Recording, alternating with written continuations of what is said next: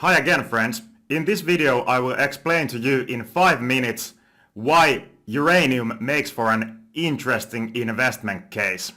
Some ways to invest in uranium are through junior or bigger mining companies, ETFs and trusts that hold physical uranium in storages. Clearly these should all benefit from rising uranium prices. There is more risk related to junior miners and individual mining companies and also, for example, exploration companies, as these carry basically similar company-specific risks as investing in any one company stock in basically any industry. More diversified approach with lower risk and lower profits can be found through uranium-focused ETFs or trusts holding physical uranium. Personally, uranium is a big part of my portfolio with investments right now in Sprott Physical Uranium Trust and Global X Uranium ETF. The price of uranium is determined basically like any other commodity in the world through supply and demand. So a person investing in this space believes that demand will be bigger than supply in the future, thus resulting in higher uranium prices. So let's begin with the points that I have identified that might contribute to a rise, even a rapid rise, in uranium prices and thus in the assets I own in my portfolio.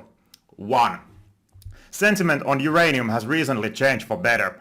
After Fukushima accident, nuclear energy was perceived to be dangerous and some nations wanted to get rid of it.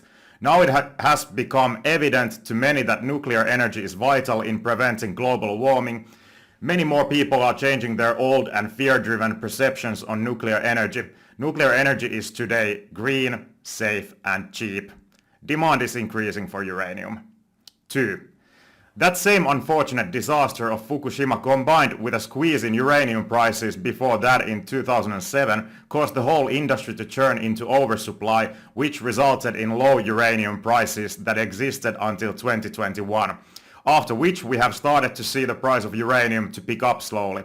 As they say, low prices are the best cure for low prices. The theory is that uranium spot market is drying up and new mines have not started operations and there seems to be chronic undersupply ahead of us. While increasing demand is good for the uranium investment case, it is not as vital as lagging supply for the case. Also, excess inventory due to enrichment plants underfeeding is slowing down, which means this source of supply to the market is going down. Why would all this be so dramatic then? Unlike many other industries that can switch from one commodity to another to fulfill the same need, say you can produce oranges instead of apples if for some reason producing of apples would be difficult, to deliver raw material to your customer, a juice factory for example. With nuclear power plants there is only uranium and no alternative. And here is the thing, uranium is cheap in the cost structure of a nuclear power plant overall, which means nuclear power plants can and will pay higher price for their uranium. Should there be a situation that nuclear fuel or uranium would be running out temporarily in the world, the spike in prices can be a violent one. Nuclear power plants cannot shut down as restarting them due to lack of nuclear fuel would be much more costly than to just pay a much higher price for the fuel and indirectly, of course, of the main ingredient of the fuel, uranium. 3.